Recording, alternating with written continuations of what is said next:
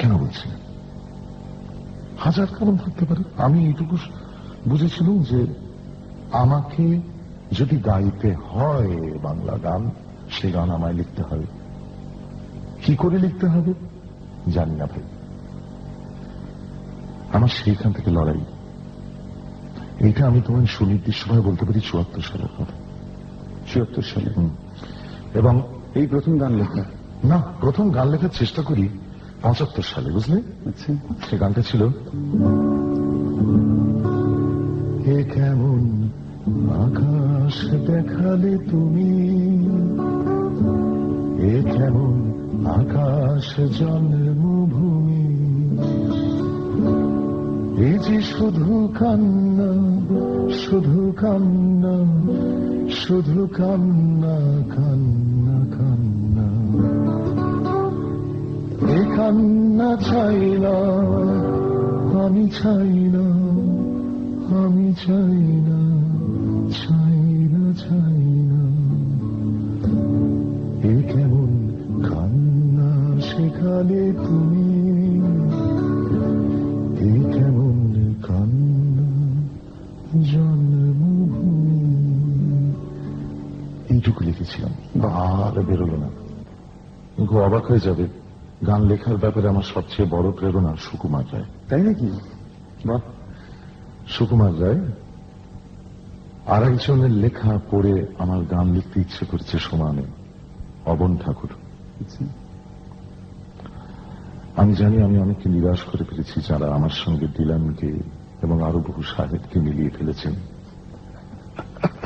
কিন্তু সুকুমার রায় না পড়লে গান লেখার কথা আমার অন্তত মাথায় আসতো না। এটা কি আপনি শুনেছেন? আমিও কিন্তু শুনেছি এই কথাটা। হ্যাঁ, শুনছি যে সুমেন চ্যাটার্জি গান শুনলেই মনে হয় যেন কার মতো, হ্যাঁ, নাকি কার গান মনে করি। হ্যাঁ হ্যাঁ হ্যাঁ হ্যাঁ, আর শুনছি, পড়ছি, এবং কানগুলো দেখো আমার অপেক্ষাকৃত ছোট, তা সত্ত্বেও শুনছি, পড়ছি খবরের কাগজে, নানান জায়গায়। না, কারো যদি মনে হয়, আমার তো কিছু বলার নেই, মনে হওয়ার উপরে তো নিয়ন্ত্রণ নেই। এখন মতোর একটা ব্যাপার আবার আমাদের সমাজে আছে। যেমন ধরো একটা ছোট্ট ছেলে, সে জন্মানোর সঙ্গে সঙ্গে আমরা ঠিক করে বা মেয়ের জন্য সে কার মতো, বাপের মতো না মায়ের মতো? হ্যাঁ, মুখটুক দেখে আমরা বুঝতে চেষ্টা করি। হ্যাঁ, টিঙ্কু, বাহ, বেশ মায়ের মতো দেখতে হয়েছিস তো, নাকটা না চোখটা। হ্যাঁ, তিনি তর্ক এবং তাই নিয়ে মন কষাকষি, এমনকি শেষকালে তরকারি আদান প্রদান বন্ধ, অর্থাৎ প্রতিবেশীতে প্রতিবেশী ঝগড়া, এ অব্দি চলে যেতে পারে ব্যাপারটা, কি না কানের লতির কাজটা কিন্তু ছোট মাসির মতো, মানে শেষকালে এই জায়গায় চলে গেল। মতুর ব্যাপার একটা আছে। ধরো একজন একটা পদ্য লিখলেন, কান্দন জীবন্ত দাসের গন্ধ, কেউ হয়তো একটা গান গাইলেন,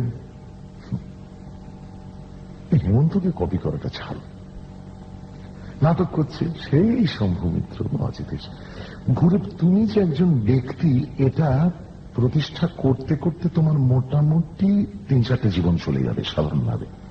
আর না তো পুরোদস্তুর একটা সৈন্যবাহিনী থাকলে না হয় তুমি যুদ্ধ ঘোষণা করতে পারতে। এই মতোর যুদ্ধ আর কি। হ্যাঁ, দেখো মজার কথাটা হচ্ছে কি, যে ধরো একটি মেয়ে শুক্তো রাঁধছেন, নতুন সংসার পেতেছেন, শুক্তো রাঁধতে শিখেছেন, শুক্তো রাঁধছেন। তা শুক্তোটা কি তিনি আবিষ্কার করেছেন? করেননি তো।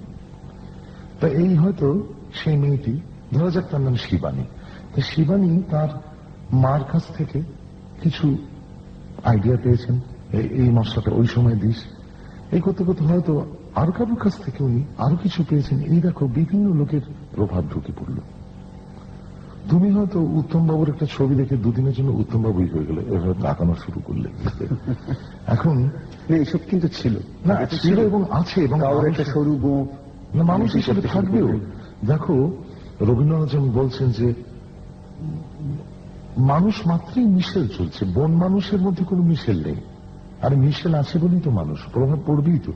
একটি গান ধরো, আমি জানি কখনো সময় আসে দর্শক শ্রোতা মুচকি হাসে, অর্থাৎ এই গান, যে গানটির কথা বলবো সেটা খবরের কাগজে যার গান, তার নাম কি একাধিকবার ছাপা হয়েছে, অর্থাৎ বব ডিলান। তখনই বলেছিলাম সুমন ডিলানের মতো। বব ডিলানের একটি গান সারা পৃথিবীতে ঘুরে বেরিয়েছে, ব্লোয়িং ইন দ্য উইন্ড। তা সেই গানটা আমাকে তাড়া করে বেরিয়েছে, বুঝলেন? প্রথম যখন শুনছেন গানটা, How many roads must a man walk down before you call him a man?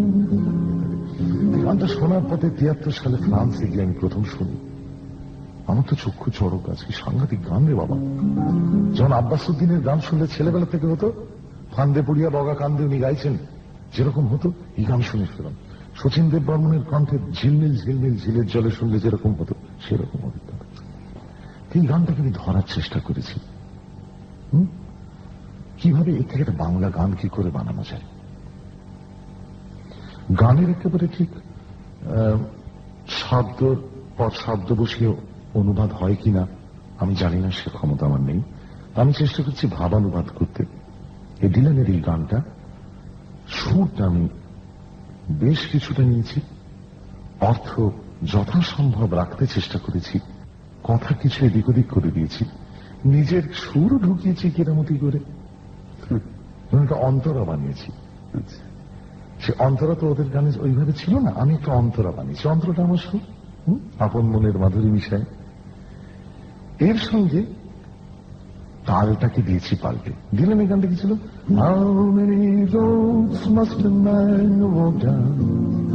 হ্যাঁ, 1 2 3 4 1 2 3 4। আমি করলাম 5 মাত্রার তাল,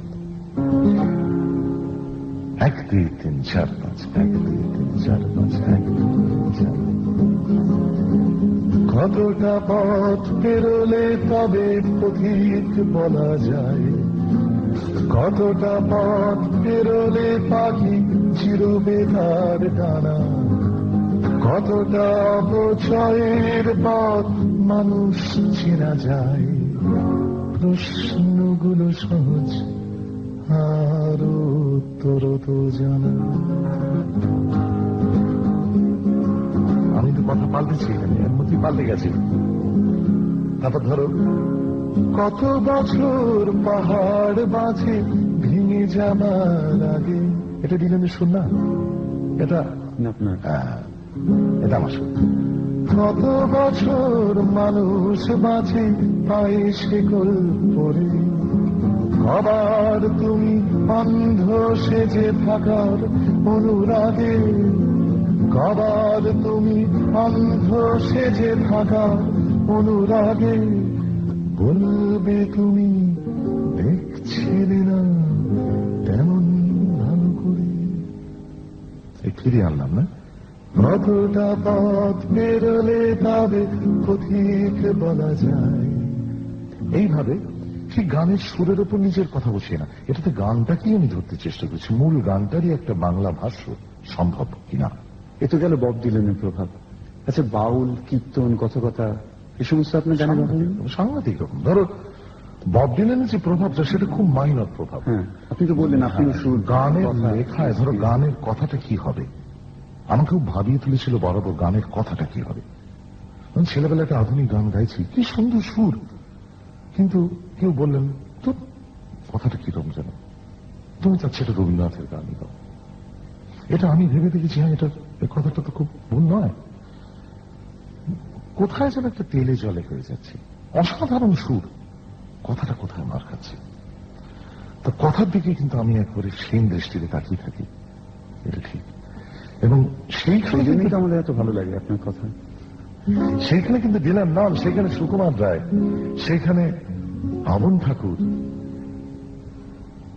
সেখানে বাউল। ধরো তোমার খাতা দেখে গান গেও না, খাতা দেখে গান গেও না, উল্টে পাতা যেতেও পারে। খাতা দেখে গান গেও না, উল্টে পাতা যেতেও পারে। কোথায় দিলাম হে ইটসিগারি বা কোথায় হে সাহেব শুভ সব কোথায় গেল, তো ভৈরবী বাউল। পাতা পাতা উল্টে গেলে, পাতা পাতা উল্টে গেলে মোছতে খাবে বারে বারে। খাতা দেখে গান গেও না। তা এইরকম বাউল ঢুকে পড়ছে খুব স্বাভাবিক ভাবে।